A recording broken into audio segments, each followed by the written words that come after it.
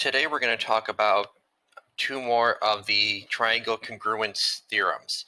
We've already talked about side, side, side, and side, angle, side, and the two that we're going to talk about today are kind of related to each other.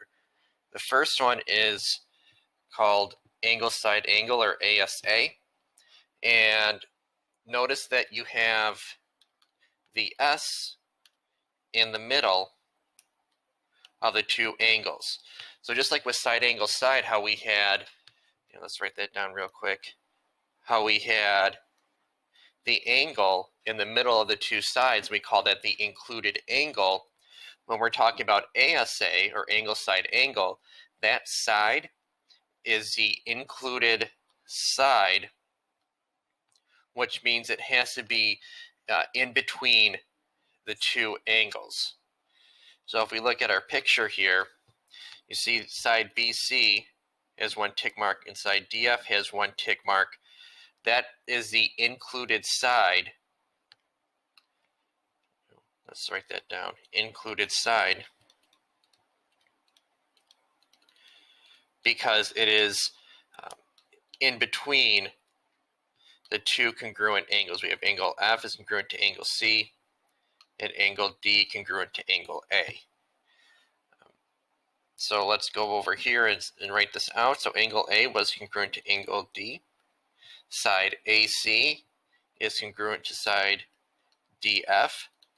And angle C is congruent to angle F. So that makes triangle ABC congruent to triangle DEF.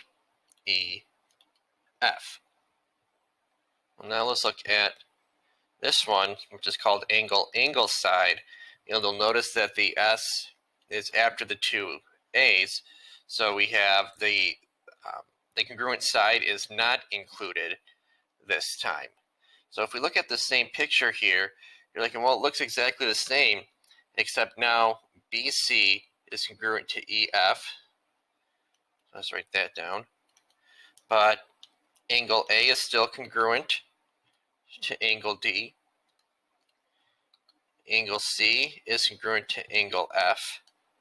So the reason why this one works is kind of like, it relates to the one that we talked about above. All the angles in a triangle add to 180.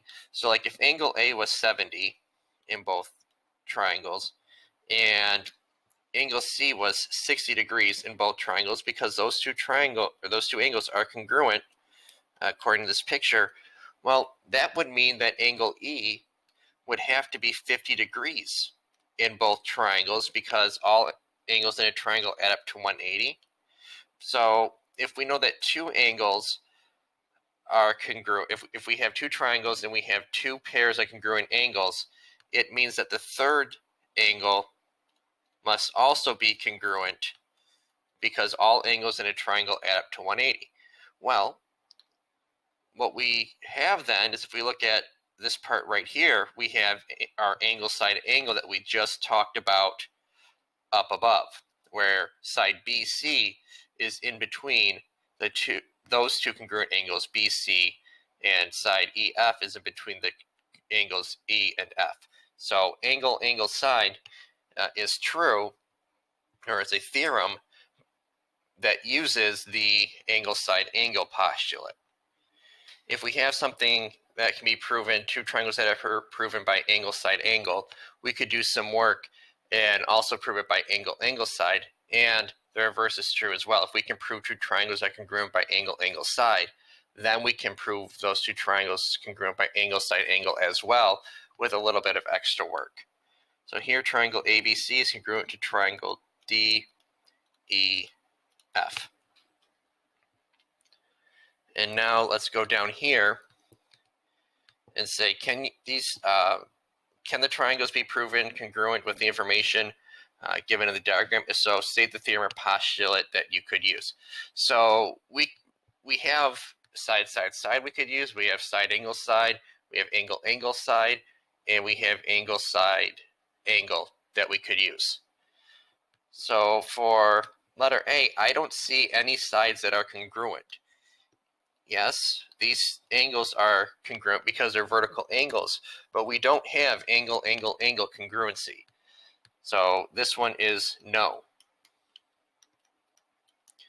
All of our congruent statements have an S in it, have a side component. Now letter B, I see that this is a shared side. So we have an angle side on the left triangle.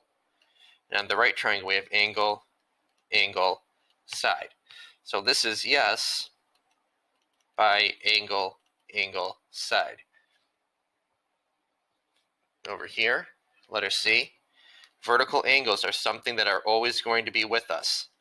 And I look at this and I have an angle, a side, and an angle in that top triangle. And below, an angle, side, angle. So this is yes by angle, side, angle. Let's look at letter D. Again, more vertical angles. And the box, those are both 90-degree angles, so those angles are congruent. So we have angle, side, angle on the left, and angle, side, angle on the right. And the more you do these, the easier it gets to recognize them.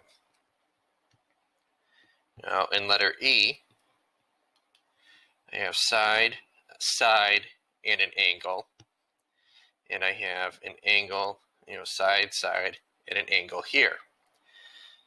So you might say, oh, this is side, angle, side because we have two sides and an angle, but that angle is not included. And you may say, well, these look like right angles, but there's nothing in the picture to say that these two angles here are right angles. If those two angles were right angles, then you could say that they are congruent by side, angle, side.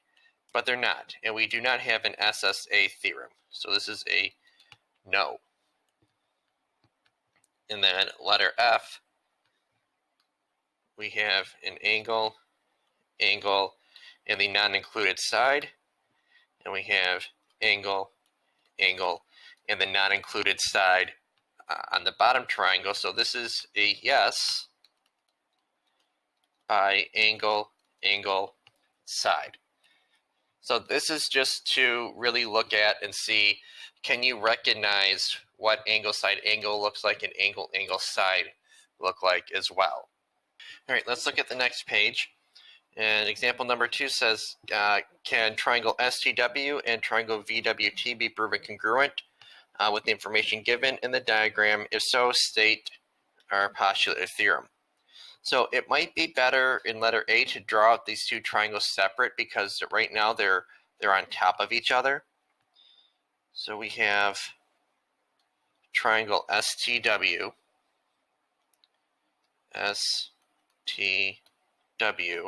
where this is 60 degrees and we have a right angle.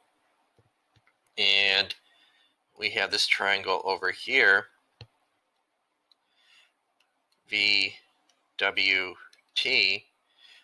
where angle V is 60 degrees and angle W is a right angle. Well, both triangles have side TW in it, so that's congruent to itself. That's a reflexive POC. And we have angle, side because the 90-degree angles are congruent and the 60-degree angles are congruent. And the side TW is the non-included side. So yes by angle, side, or AAS. Letter B, again, anytime you see a shared side, you know that we're going to use the reflexive property of congruence. And when I do that, when I mark that, I have these two right angles that are congruent. I have these angles that we don't know what measure they are, but we know they're congruent because they have those angle markings there. And side TW is shared in both triangles, so it's congruent to itself. So this would also be congruent, but this one by angle, side, angle instead. Now let's look at example 3. Again, we're trying to prove that these two triangles are congruent using the congruent statement. parallel lines always make me think of having a transversal. So here's our transversal right here. And this angle right here is formed by the blue transversal on the purple line. And this angle down here is formed by the blue line and the other parallel line. So those are alternate interior angles. Those angles are on the interior of my two parallel lines, and they're on opposite sides of the transversal. And then we also have this shared side right here, side LN. So we have angle side angle again, because we have the side LN that's in between the two pairs of congruent angles. So yes, by angle side angle. And we're going to skip letter B for now. All right, now let's look at example number 4. So tell whether you can use the given information to determine whether triangle JRM is congruent to triangle XYZ, and we're going to explain our reasoning. So let's draw these. So we have triangle JRM and triangle XYZ. And we did some of these the other day, where we drew the triangle and we labeled them out. But in that instance, we were asked what more information we needed to show that they were congruent. Here, we're given information, and we have to determine if these two triangles are congruent or not. So I see JM is congruent to XZ, so JM congruent to XZ. MY is congruent, or sorry, angle M is congruent to angle Y. And angle J is congruent to angle X. So this is going to be a no. And the reason for that is on the left triangle, the congruent side is in between the two marked angles. But on the right triangle, the congruent side, the one that has a tick mark, is not in between the two congruent angles.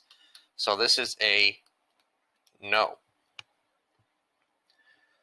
Letter B, again, it's the same triangle, so it's going to be the same picture. J, R, M, and X, Y, Z. JM is congruent to XZ. JR is congruent to YZ. And angle J is congruent to angle X. Angle J is congruent to angle X. So nope, this one is also not congruent because the congruent angles J and X are not in the same location in both triangles. On the left triangle, the congruent angle is in between the two sides, so you could say, oh, we have side angle side on the left side. But on the right side, the angle that is congruent is not in between the two congruent sides. For this to be true by angle side angle side, angle Z would have to be congruent to angle J. But it's not the case here, so not. So we say no. Then let's look on the next page, letters C and D. I'm going to draw these triangles real quick. J, R, M. And then we can mark RM and YZ, angle M and angle Z. And, oh wait, this didn't get marked. And angle J is congruent to angle X. Okay, so this one, these two triangles would be congruent by angle, angle, side, because our congruent side is not, there is the non-included side in both triangles. So yes, by angle, angle, side. And then letter D over here. Okay, I'm going to draw these again real quick. So J, R, M, and X, Y, Z. We have JR is congruent to YZ. RM is congruent to ZX. And MJ is congruent to XY. Now you may be saying, well, they're not in the same location. Your JM is on the bottom that has 3 tick marks, but your side that's on the bottom on the right side only has 2 tick marks, so this is not congruent. Well, we're just drawing this triangle to give us a way to organize our information.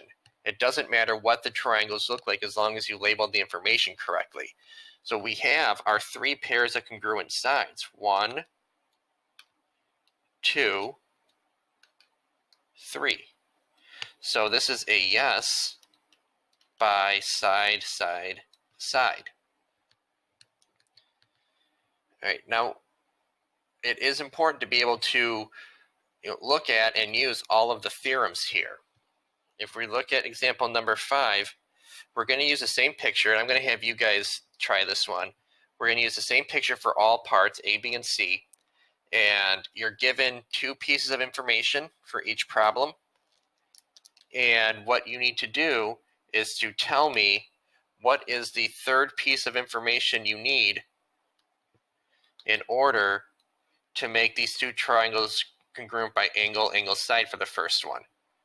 And then for the second one, you're given 2 pieces of information, and I want the triangles to be congruent by angle, side, angle. What do I need to know?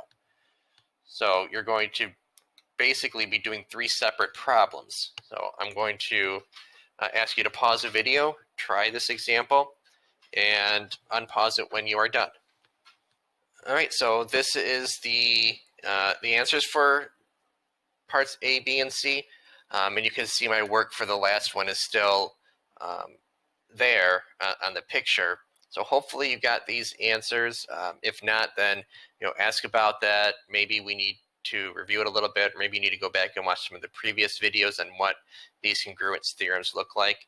But hopefully you're getting a little bit better at recognizing these.